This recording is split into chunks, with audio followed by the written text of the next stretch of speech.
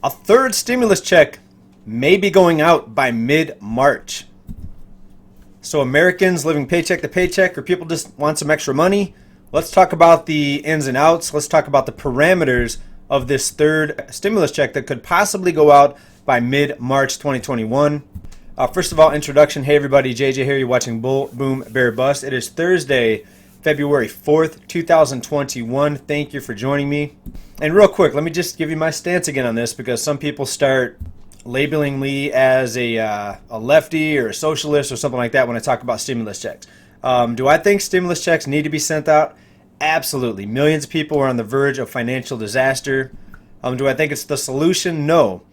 Because they're, in the meantime, while they're sending out stimulus checks, they're creating inflation in the background. They're not allowing free market forces to dictate prices of goods and services and housing, for example, also. Right? So if the free market was allowed to operate, nobody would need stimulus checks. But since they are creating inflation in the background and they're manipulating the markets, then therefore we have to have stimulus checks. All right? So just want to clarify, because people in comments, they seem to think that I'm some sort of either on one side of the political aisle or another, right? This really doesn't have anything to do with politics. This is just math, right? So if something costs so much, you don't have enough to pay for it, you're going to need more money. And this is what it is. The problem is they keep on pumping up prices of assets and asset bubbles and market bubbles with all of the other stimulus that gets handed out elsewhere into the markets, into the banking system, and so forth. All right, but here is the ins and outs of the stimulus check. All right, and this is out of fox8.com.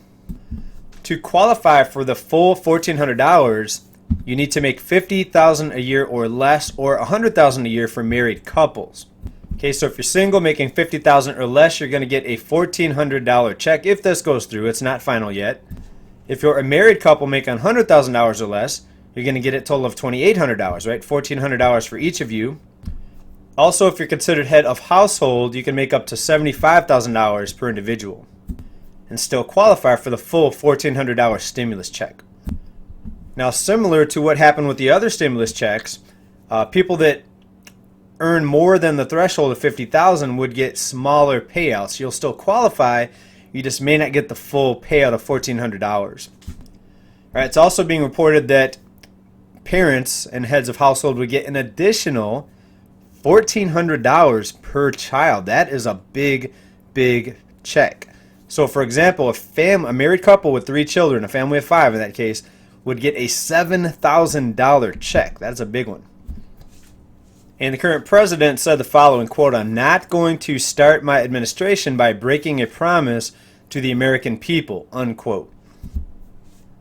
Now, just like before, we're going to have to see how much left versus right bickering and debating and revisions that need to be done before these checks go out. So I'm hoping there's not going to be any delay. Of course, again, if they would just allow natural market forces to play, then we would not need any of these checks, because prices would then automatically align with incomes, and therefore you will not have an affordability problem. But in the meantime, in the inflationary environment that we are in, yes, people need stimulus checks. The problem is this bureaucracy doesn't give out the payments to the people that need it the most, and it's simply not enough. $1,400 might make 1 month's rent depending on your location. Maybe in some states it'll pay 2 or 3 months rent if you're a single person that lives in a small home, a small apartment, for example.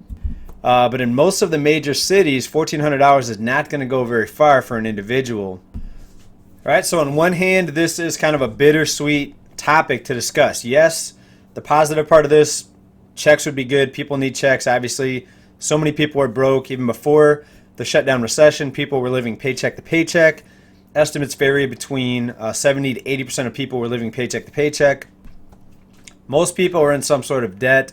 So yes, people need the check. But the bitter part of this is that no long-term solutions are being discussed. It's all Band-Aid on a broken leg. You've heard me say that over the years. Nothing major is being discussed. It's still the same system, the same inflation. No one is holding the banks accountable for the endless loans that they put out there. And yet the banks actually are broke. They don't have enough money in reserves to cover the loan losses. if people were to stop paying their loans back, the banks would be stuck and basically insolvent. The problem is the lawmakers have allowed this to continue. They've allowed banks to continue to leverage and loan out money that doesn't exist, even though technically, if you look at the balance sheet, they're insolvent when you look at their liabilities and loans versus what they have in deposits. Now let's add this into the mix right here. Yahoo Finance, now they're warning of a surprise tax bill for unemployed workers if Congress doesn't act. So people that are collecting unemployment now may get a surprise tax, right? So how insane is this? How crazy is this setup here where the government hands out money and then they're going to tax you on it for extra benefits that you received if you're unemployed? And even if we go way back decades and decades, that is the nature of the system. You make money, you earn it, you have to pay some back, then they hand out money back to you. They also hand out money to certain people that don't work. It's an absolute insane system. How much longer this is going to continue, I do not know. And we've talked about prices and the cost of living and asset bubbles. That's one of the themes of this channel. And people keep asking, when are markets going to correct? When is real estate going to come down? When is the stock market bubble going to pop? And when's the stock market going to come down? When are things going to become more affordable? Well, it depends on the lawmakers, one. Or two, there could be an event that unfolds, maybe a black swan event, maybe a banking system crisis where the banks get in trouble. Maybe we'll find out there's some real shady things happening with the banks. Most of us know that, but maybe there'll be some accountability finally. I kind of doubt it, but beside that, that's the only thing I could see to stop these markets or these bubbles from inflating more. So without a major transformation or black swan event or some sort of banking system freeze up or failure or credit freeze, the bubbles are going to continue to inflate, right? You look at the new Fed chairman that's going to be Miss Yellen there.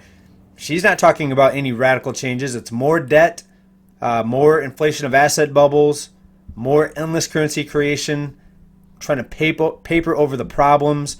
It's not going to help. It's just going to create more and more inflation, devaluing the dollar even further.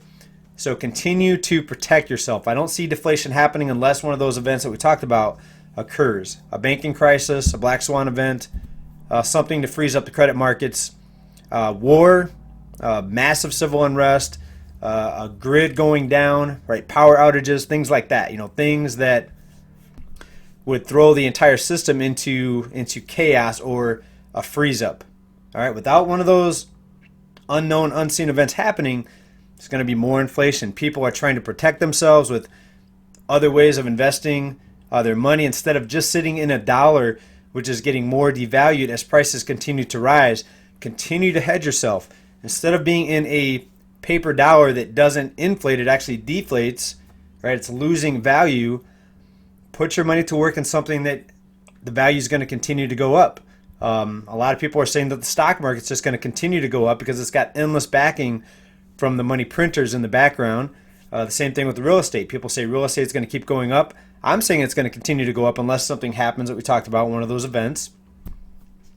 But protect your wealth. Hard assets, silver, link down below, SD Bullion. I say that every few episodes. I think it's very, very important. Even at today's prices, the physical is still between $32 and $35. If you look, you'll find it in those ranges for the physical. Now the paper price, right, that's being suppressed. They're beating it down on the paper market, so you're still looking at about a $27 value for the paper price of silver, right? But get yourself some physical to protect yourself against this inflationary environment. A lot of people are into cryptos, are into hard assets, precious metals. I'm into both. Continue to protect yourself because it's about to get even more insane in 2021. You thought 2020 was insane. Just wait till you see what happens here in 2021. Continue to prepare, stay well, stay safe. Everybody, talk to you soon. Bye for now. Peace.